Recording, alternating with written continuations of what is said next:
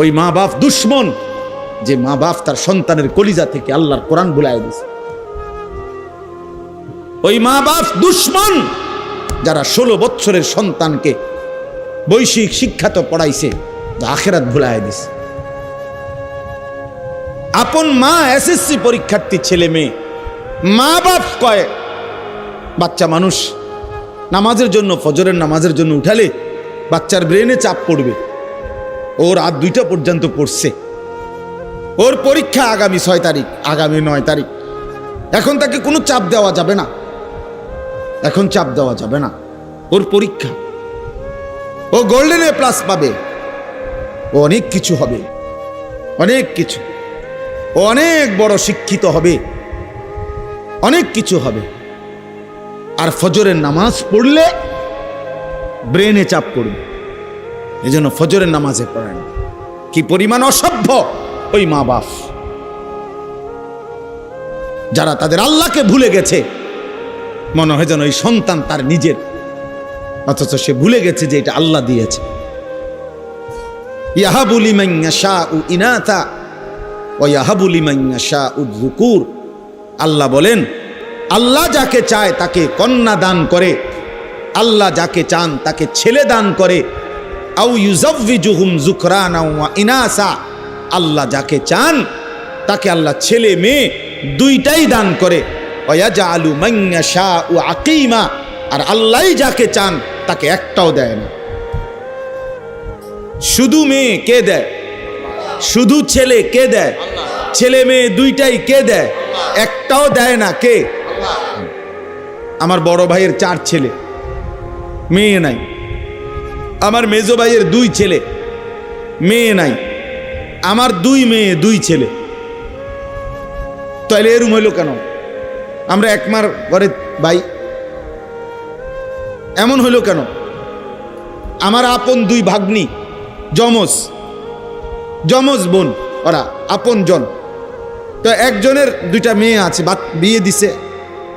একজনের 2টা বাচ্চা আছে, আরেকজনের একটাও সন্তান নেই।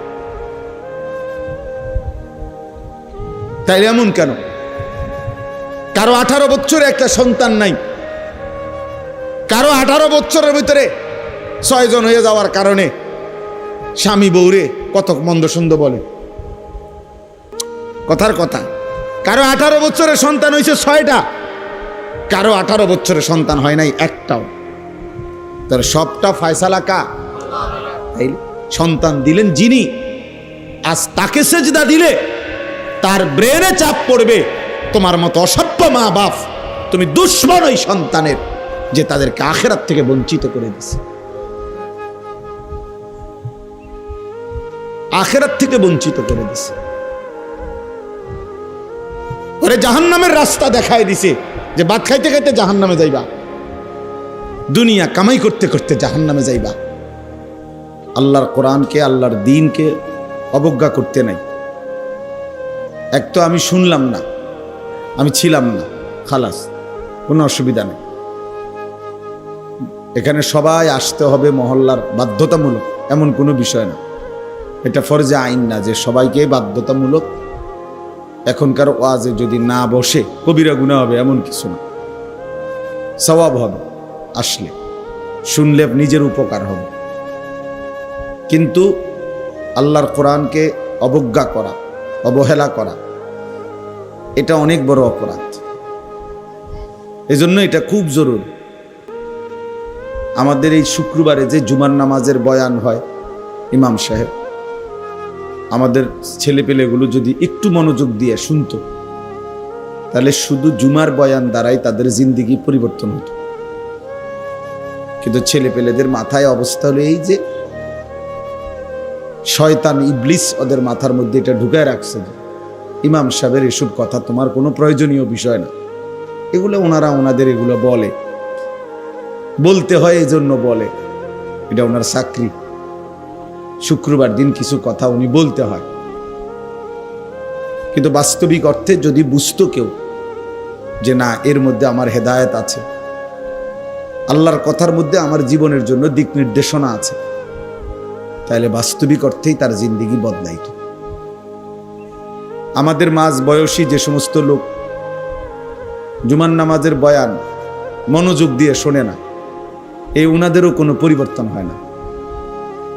বয়স হয়ে গেছে, কিন্তু যেই গুনায় যেটা অভ্যস্ত ওইটা ছুটবার ছাড়বার কোনো নামগন্ধ নেই, কারণ আল্লাহর কথার প্রতি আন্তরিক না। জুমার নামাজের বয়ান হয় তো চাচা বসে বসে জিমা, অথবা মাথা নিচের দিকে দিয়া অহংকারীর মতো বসে থাকে। মাথা যদি তাকায় তো একটু ইমাম সাহেবের থেকে সরাসরি শুনে এটা কেমন দেখা যায়, এই জন্য ঘাড় মোটা করে নিচের দিকে বসে থাকে। অনেক লোক আছে, এই এরা পরিবর্তন হয় না, কারণ তার কলিজার ভিতরে হইলো যে এই সমস্ত কথা এগুলো ওরা জানে কি আর বলবে কি, হুজুর ওনারা জানেই কি আর বলবে কি।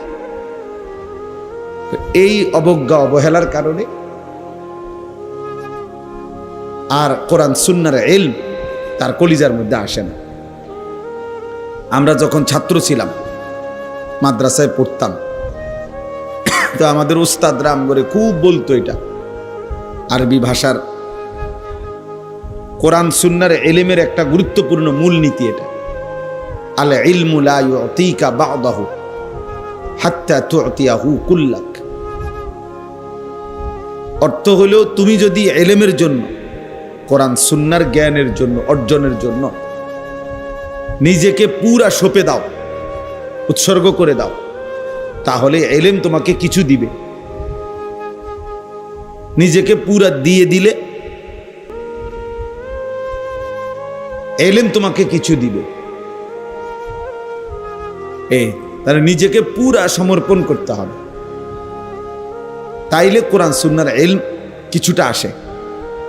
তো সেখানে যে গাফেল, তার কাছে তো কোরআন সুন্নাহর ইলম আসবার প্রশ্নই আসে না। এই জন্য আমরা কিতাবে পড়ছি যে ইলম খুব গায়রতওয়ালা, আত্মমর্যাদাওয়ালা, ফলে এটা জানতেন কারো কাছে আসে না। যার কলিজার ভিতরে সর্বোচ্চ আজমত আছে, ইলমের মহব্বত আছে, তো ইলম তার কাছে ধরা দেয়।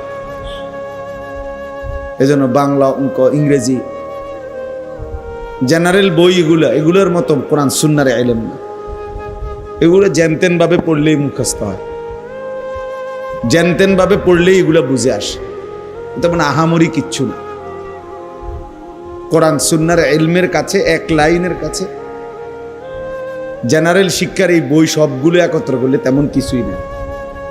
আমি এগুলো পড়ছি, আমিও মাস্টার্স পাস করছি, ও সায়েন্স বিজ্ঞান বিভাগ থেকে দাখিল এসএসসি পাস করছি, কাজে এই সম্পর্কে আমাদেরও আইডিয়া আছে। এই জন্য বললাম, এ তেমন কোনো উল্লেখযোগ্য কিচ্ছু না। কোরআন এবং সুন্নাহর ইলম এটাই উচ্চ শিক্ষা, এটাই শ্রেষ্ঠতম ইলম, শ্রেষ্ঠতম জ্ঞান। এই জন্য এটা জানতেন কেউ অর্জন করতে পারে না। শতভাগ মহব্বত, শতভাগ আন্তরিকতা, শতভাগ একাগ্রতা, মনোযোগ হলে কিছুটা হয়, কিছুটা হয়, সামান্য অর্জন হয়। এর জন্য আমাদের কাছে আরবি কিতাব আছে। পূর্ববর্তী জামানায় ইলম অর্জনের জন্য আমাদের পূর্ববর্তী ওলামায়ে কেরাম, মুহাদ্দিসিন, পূর্ববর্তী মনীষীগণ কি পরিমাণ ত্যাগ স্বীকার করছেন, এর ইতিহাস অনেক লম্বা। মনে করেন আজকে যেই বুখারী শরীফ কোরআনুল কারীমের পরে শ্রেষ্ঠতম কিতাবের নাম বুখারী শরীফ, হাদিসের কিতাব। ইমাম বুখারী রাহমাতুল্লাহ আলাইহি লিখছেন, ওনার জীবনীতে আছে, উনি বলেন, ক্ষুধার কষ্টে ইলম অর্জনের জন্য আমি এত লম্বা পথ সফর করছি, এত দূর দূরান্তে গেছি যে বহু সময় ক্ষুধার কষ্টে আমাকে ঘাস চাবাইয়া খাইতে হয়েছে। একবার স্পষ্ট কিতাবে আছে, বহু সময় আমি ঘাস চাবাইয়া খাইছি, কোনো খাবারের ব্যবস্থা ছিল না। হযরত আবু হুরায়রা রাদিয়াল্লাহু তাআলা আনহু সাহাবীদের মধ্যে সবচেয়ে বেশি হাদিস বর্ণনাকারী। উনি বলেন, এই বিপুল পরিমাণ হাদিস নবীজির থেকে সংগ্রহ করতে গিয়ে কখনো কখনো ক্ষুধার কষ্টে আমি কোথাও বাহিরে গিয়া যে খাবার সংগ্রহ করব, এটুকু মানসিকতা আমার ছিল না। কারণ যদি আমার একটা রসুলের একটা কথা ছুটে যায়, একটা বাণী যদি ছুটে যায়, তো এই জন্য উনি বলেন যে আমি কখনো কখনো মসজিদে নববীর বারান্দায় উপুর হইয়া লম্বা হইয়া শুয়ে কাঁপতে থাকতাম। আর আমার সঙ্গী সাথীরা বলতো, আবু হুরায়রার মৃগী রোগ, খিঁচুনি রোগ। এই জন্য সবাই আমারে ঘাড়ে পিঠে হাত বুলাইতো আর বলতো আমার মৃগী রোগ আছে, খিঁচুনি রোগ আছে।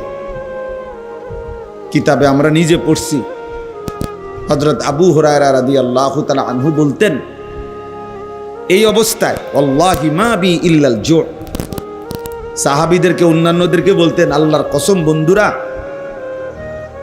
আমার খিঁচুনি রোগ না, মৃগী রোগ না, আমি এমন কাঁপতেছি আল জু', ক্ষুধার কষ্টে, পেটের ভোকে।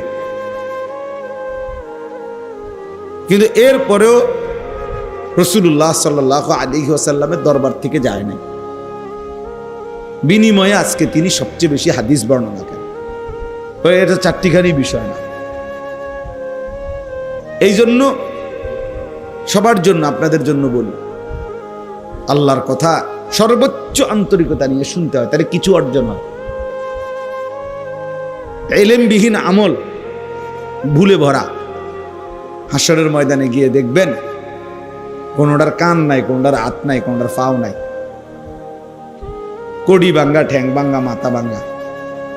তার মানে আমল তো করছেন, আপনি তো মনে করছেন আপনি 5 ওয়াক্ত নামাজ পড়ছেন, কিন্তু কোনোটার রুকু হয় নাই, কোনোটার সেজদা হয় নাই, কোনোটার ওযু ঠিক মতো হয় নাই, ফলে যথাযথ নেকি অর্জন হয় নাই, অর্জন হয় নাই। এই জন্য ইলম জরুরি, ইলম জরুরি। আল্লাহ পাক রব্বুল আলামিন সর্বপ্রথম ইলমের কথা বলছেন, ফা'লাম আন্নাহু লা ইলাহা ইল্লাহু, এই কথার ইলম অর্জন করো যে আল্লাহ ছাড়া আর কোনো ইলাহ নাই। তার মানে কালেমায়ে তাওহীদের জন্য, ঈমানের জন্য ইলম জরুরি, ইবাদতের জন্য ইলম জরুরি। আমি কি বিষয়ের ঈমান অর্জন করব, আর আমার ঈমান কি বিষয়ে ক্ষতিগ্রস্ত হবে, এটার জন্য আমার ইলম লাগবে। আবার আমি কি আমল করব, কি আমল ছাড়ব, এটার জন্য আমার কি লাগবে, ইলম লাগবে, ইলম লাগবে। এজন্য আমার শায়েখ আল্লামা মুফতি মুশতাকুন নবী কাসিমি হুজুর বলে যে 4টা জিনিস খুব জরুরি। 1 নাম্বার হলো ইলম, 2 নাম্বার হলো ঈমান, 4 নাম্বার হলো আমল, 5 নাম্বার হলো তাকওয়া। 1 নাম্বার হলো ঈমান, লা ইলাহা ইল্লাল্লাহ মুহাম্মাদুর রাসূলুল্লাহ, এটা পূর্ণ বুঝে নেওয়া, শিখে নেওয়া, জেনে নেওয়া। এই শুধু লাইন এটা পড়তে পারার নাম যথেষ্ট না। তো প্রথম হলো ইলম, মানে আমার কি বিষয়ের উপরে ঈমান আনতে হবে, আমাকে কি কি আমল করতে হবে, এটা পূর্ণ জানা। এরপরে হলো ঈমান, এরপরে হলো আমল, আমার উপরে আল্লাহর হুকুম কি কি, নিষেধ কি কি। আর এরপরে হলো তাকওয়া, নিজেকে শতভাগ গুনাহ থেকে বাঁচিয়ে রাখা। তো হুজুর খুব সুন্দর উদাহরণ দেয়, একটা গাড়ির মৌলিক এই 4টা জিনিস।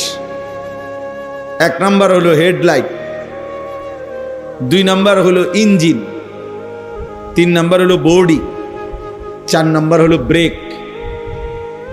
তো হুজুর বলে যে ইলম হলো লাইটের মতো, ঈমান হলো ইঞ্জিনের মতো, আমল হলো বডির মতো, গাড়ির বডি, আর তাকওয়া গুনাহ থেকে বেঁচে থাকা, এটা হলো ব্রেক। তো যখন লাইট, ইঞ্জিন, বডি, ব্রেক ঠিক থাকবে, এবার ড্রাইভার যদি মজবুত হয়, তো এই গাড়ি গন্তব্যে পৌঁছবে। তো ঠিক ইলম, ঈমান, আমল, তাকওয়া, এই চার জিনিস যে ঠিক রাখবে তার জিন্দিগির গাড়ি জান্নাতে চলে যাবে। এজন্য ইসলামের এই জ্ঞান, কোরআন সুন্নাহর ইলম, আপনারা এটাকে মামুলি মনে করেন না যে কিছু হুজুর পড়ে, ওনারা অল্প কিছু হুজুর কিছু পড়ে সরে মনো কোরআন কিতাব, এটুকুই যথেষ্ট না ভাইয়া। বৈষয়িক শিক্ষা কারো যদি নাও থাকে এটা দোষণীয় না, অথবা এর দ্বারা কিছু আটকায়ও না, কিন্তু কোরআন সুন্নাহর ইলম ছাড়া আপনার মৃত্যু পরবর্তী পুরাটা জিন্দিগি আটকায় যাবে। কিন্তু এই দুনিয়াবি পড়ালেখা না হলেও দুনিয়া চলা যায়, কিন্তু কোরআন সুন্নাহর ইলম ছাড়া আখিরাত চলা যাবে না। যে ব্যক্তি গণ্ড মূর্খ, একেবারে নামটাও লিখতে জানে না, সেও পুরা দুনিয়া ভোগ করে, কোনো অসুবিধা হয় না। বিয়ে করতেও সমস্যা হয় না, বাড়ি করতেও সমস্যা হয় না, নেতাগিরি মাতবরি করতেও সমস্যা হয় না। বহুত নেতা আছে, মাতবর আছে, নামটাও দস্তখত করতে জানে না। হেইতের বুদ্ধির সামনে বহুত বড় বড় শিক্ষিত ফেল, তের এক কথা তুড়ির লগে উড়ে যায়। অনেক আছে, আমিও তো দেখছি। অথচ হেবাটা কি টিপসই দেয়, মানে নামটাও লিখতে পারে না, টিপসইও দিতে পারে না, আঙ্গুল দইরা দেওয়ান লাগে। এইটা দইরা দিলে তো বুঝে যে এই আঙ্গুলটা ছাপ দিতে বসে, এমন মূর্খ। কিন্তু মেলে বসলে, দরবারে বসলে এবার এক কথার সামনে বড় বড় শিক্ষিত ফেল। তাইলে দুনিয়া ভোগ করার জন্য বৈশ্বিক শিক্ষা না হলেও চলে। দুনিয়া তো অন্ধ ব্যক্তিও ভোগ করে, দুনিয়া বোবা মানুষটাও ভোগ করে। যে বোবা, কথা বলতে জানে না, সেও দুনিয়া কামাই করতে পারে, সেও বিয়ে করে, বাচ্চা কাচ্চা হয়, সেও খাইতে পারে, ঘুমাইতে পারে। তাহলে দুনিয়া ভোগ করা একদম সহজ বিষয়, একটা মামুলি বিষয়।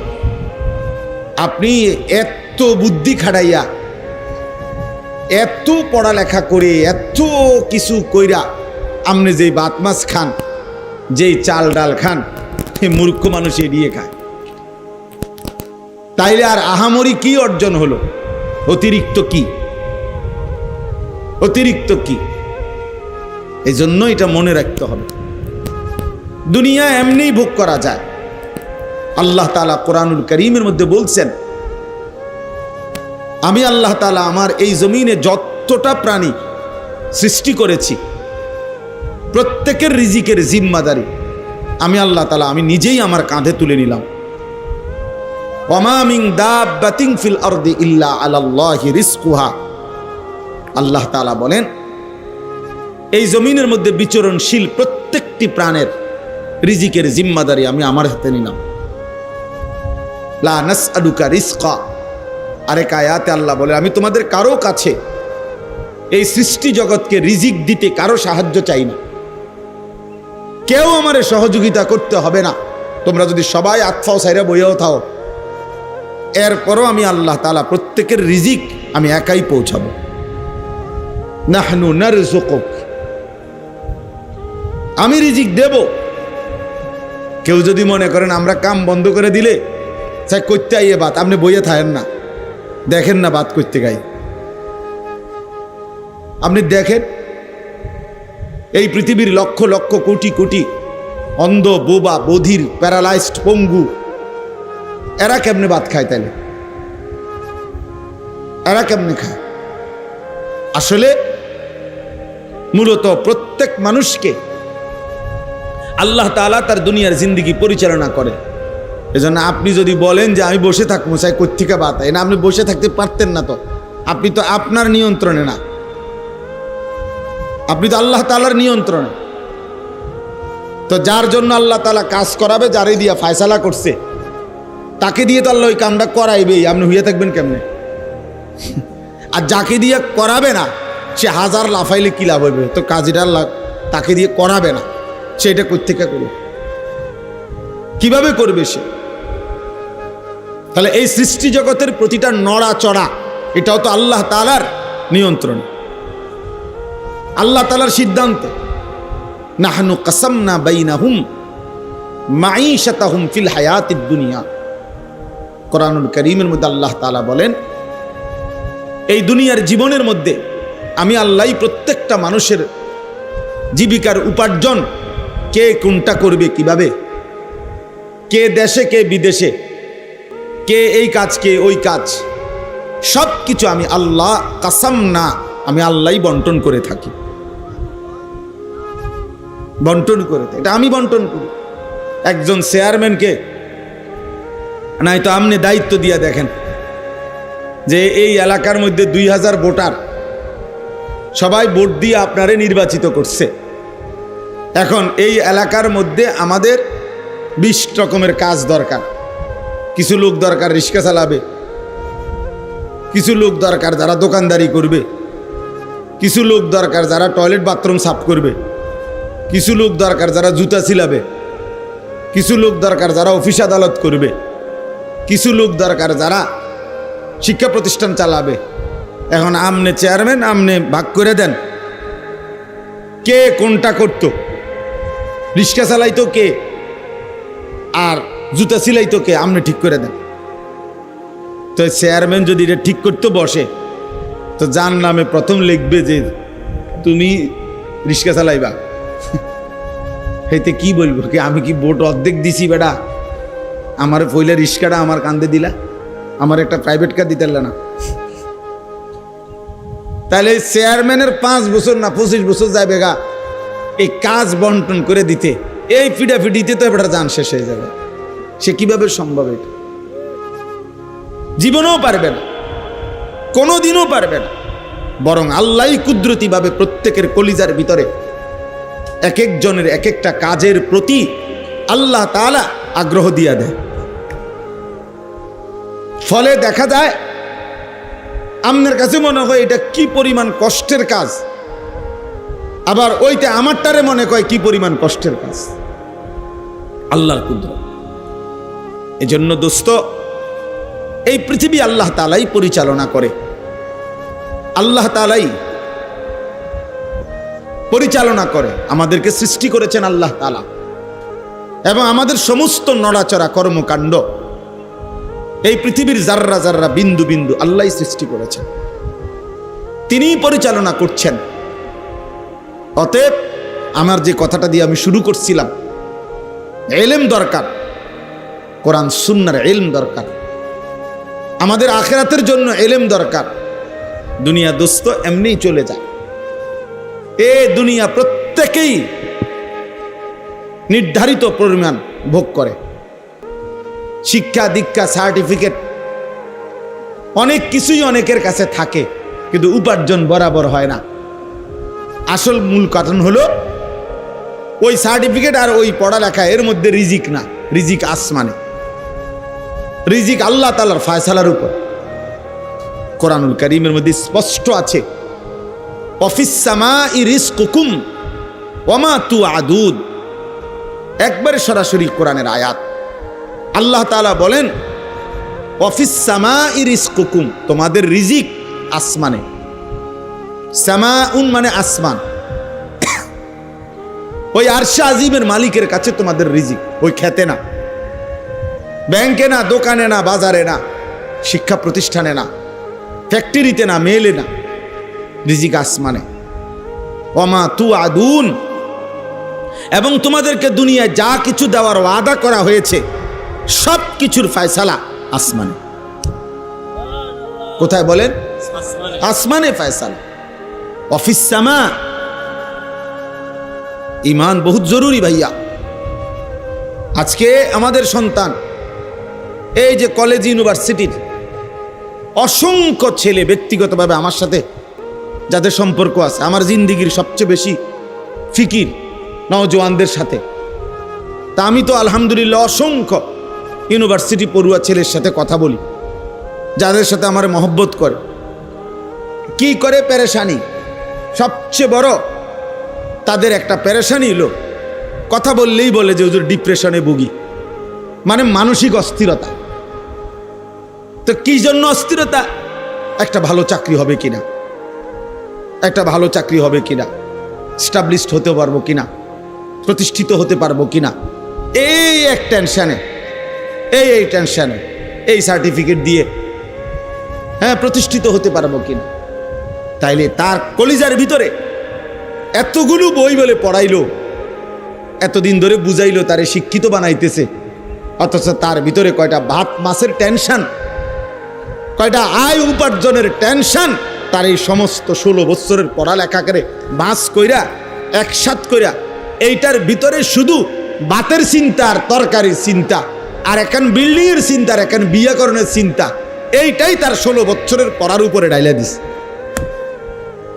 যে ধর তোর 16 বছরের পড়ার খোলাসা, সারাংশ ভাতের ফিকির, উপার্জনের ফিকির, দুনিয়া সাজাইবার ফিকির, অথচ এক সীমাহীন আখেরাত, সেটা কখন সাজাবে এটা তারে মনে করাই দেয় নাই কেউ, না তার ঘরওয়ালা না তার প্রতিষ্ঠানওয়ালা, কেউ তারে মনে করায় না। আফসোসের বিষয়, 16 বছর ধরে সে পড়ালেখা করে, 16 বছর ধরেই তারে দুনিয়া বুঝাইছে, কিন্তু তার যে একটা আখেরাত আছে, তার যে একটা কবর আছে, এটা না তার বাবা বলল, না মা বলল, না তার প্রতিষ্ঠান তারে শিখাইল। ফলে বাপ মা পরিবার সবাই মিলে তারে দুনিয়ার দুগা ভাত খাওয়ানোর লাইগা তার কান্দে বই তুলে দিছে, কমপক্ষে বহু আইটেমের বহু বই তার কাঁধে তুলে দিছে, কিন্তু অনন্তকালের আখেরাতের জন্য তারে আল্লাহর কোরআন থেকে বঞ্চিত করে দিছে। এজন্য সে কথা, বাংলা কথা বলতে পারে শুদ্ধ, ইংরেজি কথাও বলতে পারে শুদ্ধ, কিন্তু আল্লাহর কোরআন পড়তে অশুদ্ধ। অথচ বাংলা কথা বলে খুব চমৎকার, ইংরেজি শব্দ উচ্চারণ করেও খুব চমৎকার। হ্যাঁ, আলাদা আলাদা IELTS করে নিছে, একবারে ব্রিটিশ ল্যাঙ্গুয়েজ কেমনে হয়, আমেরিকান উচ্চারণ কিভাবে, ব্রিটিশ উচ্চারণ কিভাবে, আলাদা আলাদা বলতে পারে, আলাদা বলতে পারে। কি চমৎকার উপস্থাপনা! ইংরেজি বলে কি অসাধারণ, বাংলা বলে কি অসাধারণ। ভাতের জন্য, দুনিয়ার জন্য, দুনিয়ায় একটা সামাজিক অবস্থান নিয়ে থাকবে, একটা বিল্ডিং করবে, একটা গাড়ি হবে, একজন সুন্দরী বিবি হবে, সামাজিকভাবে একটা মান মর্যাদা হবে, এটুকুর জন্য। কিন্তু অনন্তকালের আখেরাতের জন্য, জাহান্নাম থেকে বাঁচবার জন্য, জান্নাতে যাইবার জন্য, কবরের আযাব থেকে মাফ পাওয়ার জন্য তারে আল্লাহর কোরআন একটা লাইন, একটা শব্দ শুদ্ধ করতে পারে। অথচ উচ্চ শিক্ষিত, অথচ উচ্চ শিক্ষিত। আফসুস, আফসুস, ওই মা বাপ দুশ্মন, যে মা বাপ তার সন্তানের কলিজা থেকে আল্লাহর কোরআন ভুলায় দিয়েছে। ওই মা বাপ দুশ্মন যারা 16 বছরের সন্তানকে বৈশ্বিক শিক্ষা তো পড়াইছে, আখেরাত ভুলায় দিছে। আপন মা SSC পরীক্ষার্থী ছেলে মেয়ে, মা বাপ কয় বাচ্চা মানুষ নামাজের জন্য, ফজরের নামাজের জন্য উঠালে বাচ্চার ব্রেনে চাপ পড়বে, ওর রাত 2টা পর্যন্ত পড়ছে, ওর পরীক্ষা আগামী 6 তারিখ, আগামী 9 তারিখ, এখন তাকে কোনো চাপ দেওয়া যাবে না, এখন চাপ দেওয়া যাবে না, ওর পরীক্ষা, ও গোল্ডেন A+ পাবে, ও অনেক কিছু হবে, অনেক কিছু, ও অনেক বড় শিক্ষিত হবে, অনেক কিছু হবে। আর ফজরের নামাজ পড়লে ব্রেনে চাপ পড়বে, এজন্য ফজরের নামাজে পড়ায় না। কি পরিমাণ অসভ্য ওই মা বাপ,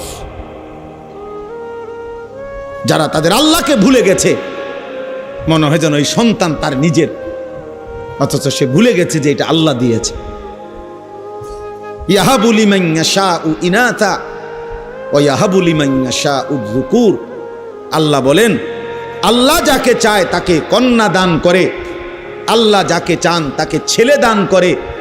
আউ ইউযাওয়িজুহুম যুকরানা ওয়া ইনাসা, আল্লাহ যাকে চান তাকে আল্লাহ ছেলে মেয়ে দুইটাই দান করে। ওয়া ইয়াজআলু মান ইয়াশাউ আকীমা, আর আল্লাহই যাকে চান তাকে একটাও দেয় না। শুধু মেয়ে কে দেয়? শুধু ছেলে কে দেয়? ছেলে মেয়ে দুইটাই কে দেয়? একটাও দেয় না কে? আমার বড় ভাইয়ের 4 ছেলে, মেয়ে নাই।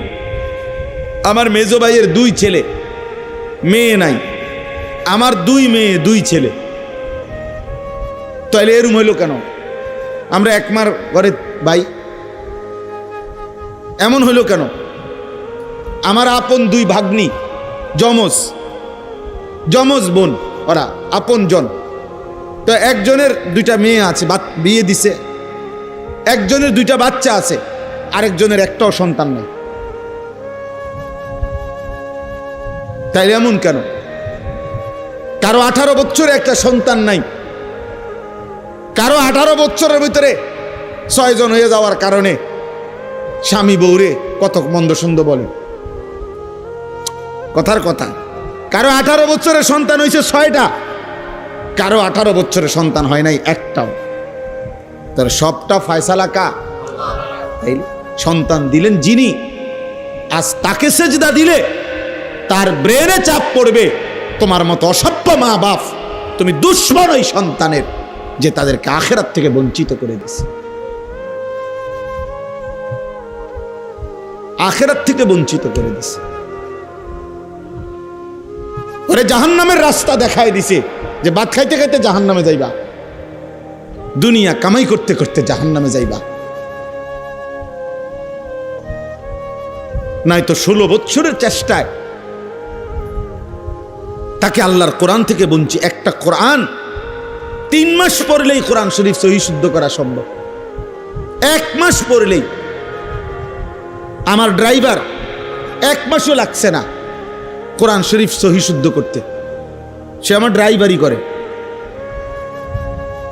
2 ক্লাসেও পড়ছে না।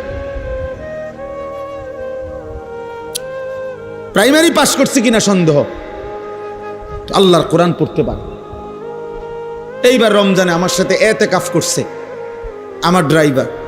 রমজানের এতেকাফে কোরআন শরীফ সবক নিছে। আমি বলছি এই শুধু এই সবকের বরকতে ইনশাআল্লাহ বেতন বাড়াই দিলাম।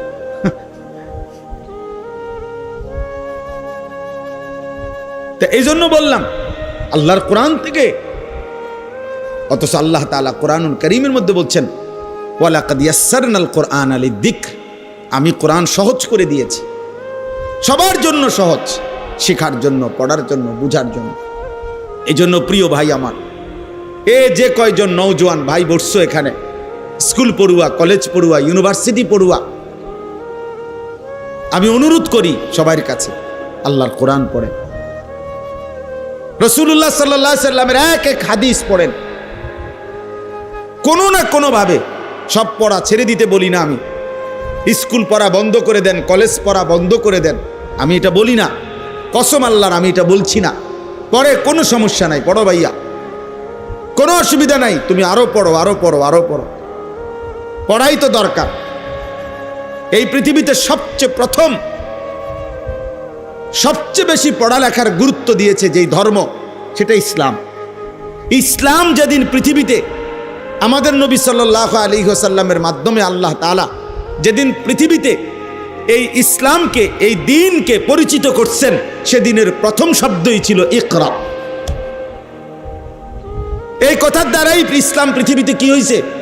আলোর মুখ দেখলো। এই কথার দ্বারাই কোরআন নাজিল শুরু হইল। এই কথার দ্বারাই পৃথিবীবাসী জানলো যে তিনি আল্লাহর রসুল। তাইলে ইকরা, পড়ো, পড়ুন। তাহলে প্রথম দিনে ইসলামের সবক পড়া। পড়তে তো নিষেধ না, পড়তে তো মানা না, কিন্তু আল্লাহকে ছেড়ে দেওয়া কেন? কোরআনকে ছেড়ে দেওয়া কেন? নামাজকে ছেড়ে দেওয়া কেন? আখিরাতকে ভুলে যাওয়া কেন? তাইলে এটা কি শিক্ষা হলো? কি শিখানো হইল? এই জন্য আমি আপনাদের কাছে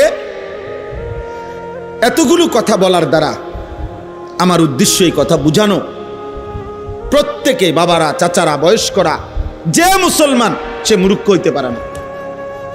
কোরআন শরীফ পড়তে জানে না, কোরআন শরীফ দেখে দেখেও পড়তে পারে না, এটা কোনো জাতের মুসলমান না, এটা প্লাস্টিক, এটা ভাত খাই না মুসলমান। ফালতু লোক, এটা আকামলা মানুষ। এটা করে কোনো জীবনের কোনো নিজের ধর্মের কোনো গুরুত্বই বোঝে নাই এ বেটা। এ রাসূলুল্লাহ সাল্লাল্লাহু আলাইহি সাল্লামের মহব্বত, আল্লাহর কোরআন যে দেখে দেখেও পড়তে পারে না, আমি বললাম তার কলিজার ভিতরে আল্লাহর রসুলের ভালোবাসা বলতে কিচ্ছু নাই, কিচ্ছু নাই, কিচ্ছু নাই, কিচ্ছু নাই মিয়া। আমি বললাম, আপনি চ্যালেঞ্জ করেন। আমার নাম আনিসুর রহমান, আমি বললাম। কারণ রাসূলুল্লাহ সাল্লাল্লাহু আলাইহি সাল্লাম এই পৃথিবীতে, কোরআনুল কারীমে আল্লাহ তাআলা 4 বার বলছে এই পৃথিবীতে নবীজিকে, রসুলকে আমি পাঠিয়েছি 1 নাম্বার যে উদ্দেশ্য, সেটা হলো ইয়াতলু আলাইহিম আয়াতিহি, কোরআনুল কারীমের তেলাওয়াত। নবীর সাথে উম্মতের প্রথম সম্পর্ক কোরআনের তেলাওয়াত, প্রথম সম্পর্ক কোরআনুল কারীমের তেলাওয়াত। জানেন না, রাসূলুল্লাহ সাল্লাল্লাহু আলাইহি সাল্লামের সাথে কোনো সম্পর্কই আপনার হলো না, আপনি তো প্রথম নাম্বারে ফেল। কোরআন শরীফের আয়াত, লাকাদ মান্নাল্লাহু আলাল মুমিনিন ইদ বাআসা ফীহিম রাসূলাম মিন আনফুসিহিম ইয়াতলু আলাইহিম আয়াতিহি। কিভাবে আপনি নবীকে ভালোবাসবেন? নবীজির 1 নম্বর মিশন ছিল কোরআন তিলাওয়াত। আমার শায়েখ আল্লামা মুফতি মুশতাকুন নবী সাহেব হুজুর এটা বুঝায় বলছে যে মানুষের মধ্যে সম্বোধন 3 ধরনের, আমি, তুমি, সে। মানুষ এই 3টাই বুঝায়, আমি, তুমি, সে। কোরআনুল কারীমের মধ্যে আল্লাহ তাআলা এই 3 শব্দেই কোরআন তেলাওয়াতের কথা বলছে। ইয়াতলু আলাইহিম আয়াতিহি, সে কোরআন তেলাওয়াত করবে। উতলু ইলাইকা মা উহিয়া মিনাল কিতাব, নবীকে বলছে তুমি, আপনি কোরআন তেলাওয়াত করেন। আবার নবীজি বলছে আমার আল্লাহ আমাকে আদেশ করছে আন আতলু আল কোরআন, আমি যেন কোরআন পড়ি। তাহলে কোরআন পড়বো আমি, কোরআন পড়বেন আপনি, কোরআন পড়বে সে। আমি, তুমি, সে, সবাই কোরআন পড়বে। কোরআন পড়বে কে বলেন না? আমি। আর কে? তুমি। আর কে? সে। তাইলে কোরআন আমিও পড়বো, আমার বাপও পড়বে, আমার মাও পড়বে, আমার স্ত্রীও পড়বে, আমার ছেলেটাও পড়বে, আমার মেয়েটাও পড়বে, আমার নাতিও পড়বে, আমার নাতনিও পড়বে। আমি, তুমি, সে, সবার জন্য কোরআন। আমিও মুসলমান, সেও তো মুসলমান, তুমিও তো মুসলমান, কোরআন পড়বে না কেন? আচ্ছা, এই বিষয়টার উপরে এতটা গুরুত্ব এখন কেন দিলাম হঠাৎ এই এখনকার বয়ানে? আপনাদের কাছে রাগ হইয়ে না, আমার একটা কারণ আছে। এই মসজিদে যারা নামাজ পড়েন, দয়া করে আপনারা একটু হাত উঠান তো। এই মানে এই মসজিদের মুসল্লি যারা, হাতটা উঠান। আচ্ছা, মাশাআল্লাহ, হাত না মানে আপনারা একটা ইনসাফের কথা, রাগ হয়ে না, আমি শুধু বুঝার জন্য, আপনাদের চোখ খোলার জন্য বলতেছি। এই মসজিদ আপনাদের এতগুলো এসি লাগানো, মসজিদে থাই গ্লাস লাগানো, টাইলস লাগানো, সবটা মসজিদ ঝকঝকে এত সুন্দর। আপনাদের মসজিদে তাকের মধ্যে যে কোরআন শরীফগুলো রাখা আছে, এই কোরআন শরীফগুলোর এই পরিমাণ অবহেলিত কেন? এখন জবাব দিন, বলেন, নাহলে আমি এখন আইনা দেখাই। এই কোরআন শরীফগুলো কতশো বছরের পুরাতন। এই কোরআন শরীফগুলোর একটা কোরআন শরীফের ভিতরে একটা গিলাফ নাই। এই কোরআন শরীফগুলো কোনোদিন কেউ মনে ধরে ছুঁয়েও দেখে নাই। আল্লাহর কোরআন, পুরা মসজিদের সব কিছু এত সুন্দর। রবের কোরআনের প্রতি কারো কি দিলে আসলো না যে এই কোরআন শরীফগুলোর মধ্যে একটা গিলাফ লাগাই? কারো কি কলিজায় আসলো না যে কোরআন শরীফগুলো একটু সুন্দর করে ভাঁজ করে রাখি? কারো কি দিলে আসলো না যে কোরআন শরীফের সামনে দিয়ে একটা গ্লাস লাগাই? কেন এখানে গ্লাস, এখানে নাই কেন? বলেন চাচা, এখন বলেন। কারণ একটাই, কলিজার ভিতরে আল্লাহর কোরআনের প্রয়োজনীয়তা নাই। এটা শুধু বলে হুজুর আমনে না, আমি আগেই বলে নিছি, রাগ হইয়েন না। এটা আমার একটু, যেখানেই আমি দেখি আমি বলি, চোখে আঙ্গুল দিয়ে বললাম। এরকম হাজারো মসজিদ, লাখো মসজিদ যেখানে সব কিছু অত্যাধুনিক, আল্লাহর কোরআন অবহেলিত।